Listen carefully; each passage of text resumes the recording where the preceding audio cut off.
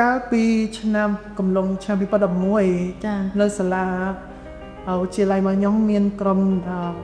ហៅថាក្រុម how environmental activism គាត់ដាក់ទៅសាលាខ្ញុំបើតែអត់ទៅបរិយាខ្ញុំគាត់ទៅបរិយាពួកខ្ញុំពីផលប្រយោជន៍នៃបរិស្ថានចាប្រយោជន៍នៃកម្ពុជាទីចឹងបើទៅគាត់បរិយាចង់រៀនឡើងហាមប្រើផ្លាស្ទិកអីណាណៃកែខូចផ្លាស្ទិកអីចឹងជួយដាក់កុដឈើទៅរក្សាកុដឈើចឹងហើយមាន